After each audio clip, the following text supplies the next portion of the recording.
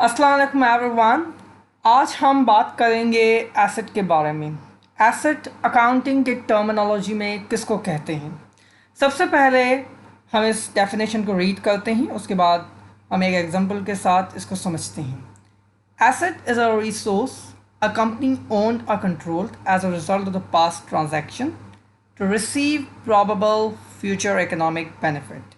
इसका मतलब ये है कि एसेट एक रिसोर्स है, और रिसोर्स जो कि कीमती होते हैं, कोई चीज़ ऐसी कोई चीज़ नहीं जो कि फालतू हो, जिसका कोई काम ही ना हो।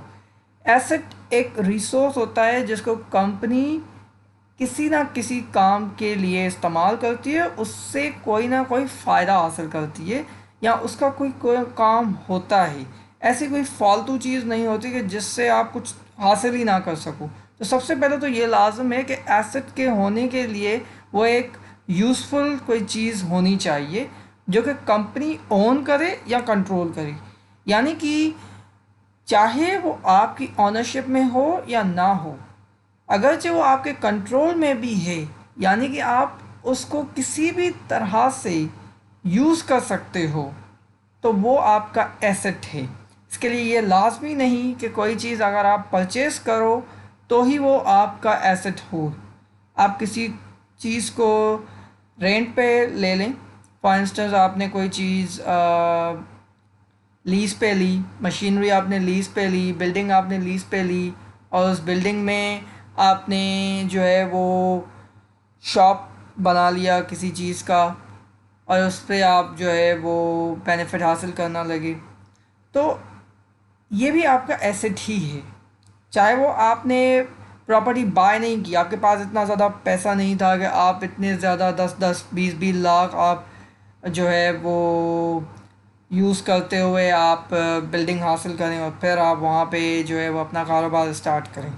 आपने कहा कि भाई मेरे पास इतने तो पैसे नहीं हैं, मैं क्या करता हूँ, मैं आज ही जो है वो अपने कुछ 50-60 हज़ार जो है मेरे पास हैं, मैं किसी से बात करके मैं उससे जो है वो किराए पे एक छोटा सा जो है वो दुकान ले लेता हूँ, वहाँ पे मैं अपना सामान डाल के अपना बिज़नेस स्टार्ट करता हूँ। तो ऐसी सूरत में वो आपका एसेट ही है।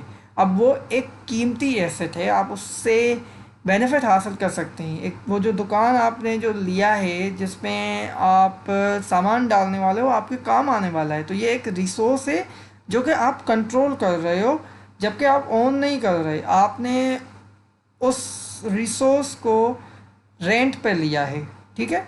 अब वो क्या कह रहा है कि as a result of past transaction, क्योंकि आपने लेसोर यानी कि जिसका वो दुकान था उससे आपने रेंट पे एक कॉन्ट्रैक्ट किया कि भाई साहब मुझे ये दुकान चाहिए, क्या आप मुझे इतने रेंट पे ये दुकान 1 महीने या 2 साल के लिए, 3-4-5 सालों के लिए ये दुकान दे सकते हैं।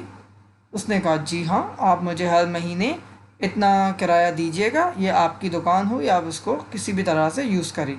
और आपने कहा कि मेरे पास कंट्रोल आ गया क्योंकि ये मैंने ट्रांजैक्शन या एक कॉन्ट्रैक्ट उस बंदे के साथ किया। सो ये asset as a result of past transaction create हुआ।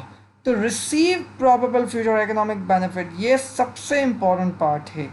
यानी कि एसेट तभी आपके लिए एसेट होगा अगर आप उससे कोई बेनिफिट हासिल करें। आपने आज दुकान को रेंट पे लिया और वो कल को दुकान ऐसे ही पड़ी रही, आप उससे कोई चीज़ हासिल नहीं कर रही, तो वो आपका एसेट नहीं कहलाएगा।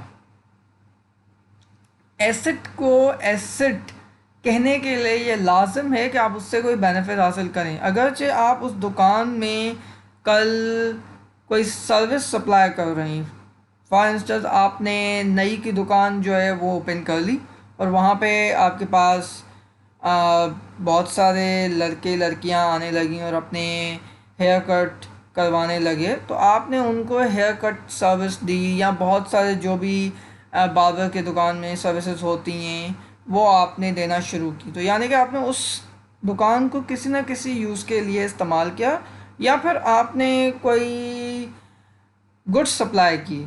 فار انسٹنس آپ نے کوئی مال امپورٹ کرا، کس چیز کا، فار انسٹنس آپ نے کراکری کا مال امپورٹ کیا اور آپ نے وہ کراکری اس دکان میں ڈال دی. اب آپ وہ گڈس جو ہیں وہ تھرو دس شاپ آپ اس کو سپلائی کریں گے. سو آپ نے اس دکان کو کسی بینیفیشل پرپس کے لیے یوز کیا، استعمال کیا. جبکہ آپ کو وہ دکان نہیں ہوتی تو آپ وہ جو امپورٹڈ گڈس تھے وہ آپ سیل نہیں کر پاتے. ٹھیک ہے. یا پھر اگر آپ کے پاس وہ دکان نہیں ہوتی تو شاید آپ ایک ای کامرس بزنس رن کرتے. اس کے لیے آپ کو کمپیوٹر چاہیے تھا اور آپ اس کو کمپیوٹر کس طرح سے حاصل کرتے؟ تو کمپیوٹر حاصل کرنے کے لیے آپ کو کسی نہ کسی دکان کے پاس جانا پڑتا، وہاں پہ کسی نہ کسی سے آپ سب کمپیوٹر بائی کرتے اور آپ کے پاس کمپیوٹر آ جاتا. یعنی کہ آپ نے یہ کمپیوٹر آن کر لیا.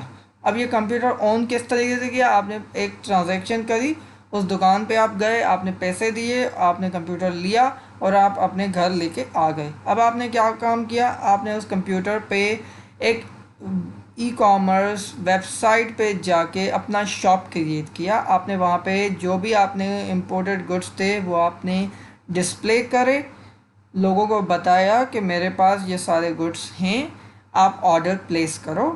اور آپ نے اس کمپیوٹر کے ذریعے آرڈرز ریسیو کیے اور پھر آپ نے کوئی نہ کوئی بندے کو ہائر کیا اور اس سے پھر آپ نے اس کی ڈلیوری کروا دی آرڈرز کی. تو اس طرح سے آپ نے اس کمپیوٹر سے ہی بینیفٹ لیا کہ آپ نے اس کمپیوٹر سے ایک ورچولی طریقے سے آپ آپریٹ ہوئے. آپ نے دکان اپنی کمپیوٹر پہ ہی کھول دی ایک ویب سائٹ کے تھرو اور وہاں سے آپ نے آرڈرز ریسیو کرے اور پھر وہاں پہ آپ نے اس کے تھرو ڈلیور بھی کروا دیے. سو اس طرح سے آپ نے کمپیوٹر کا یوز کیا. آپ مزید کمپیوٹر کے بینیفٹس لے سکتے ہیں. آپ نے وہاں پہ ایک سافٹ ویئر ڈاؤن لوڈ کیا، آپ نے وہاں پہ اپنے جو بھی اکاؤنٹس بننے جا رہے ہیں آپ کے بزنس کے، آپ وہاں پہ وہ بھی بنا سکتے ہو. تو بہت سارے طریقوں سے آپ اپنے کمپیوٹر کو یوز کر سکتے ہو. تو کہنے کا مطلب یہ ہے کہ ایسٹ ایک ریسورس ہونا چاہیے جس کا کوئی نہ کوئی یوزفل پرپز ہو، اس سے آپ کوئی بینیفٹ حاصل کرو اور وہ آپ کنٹرول کرو یا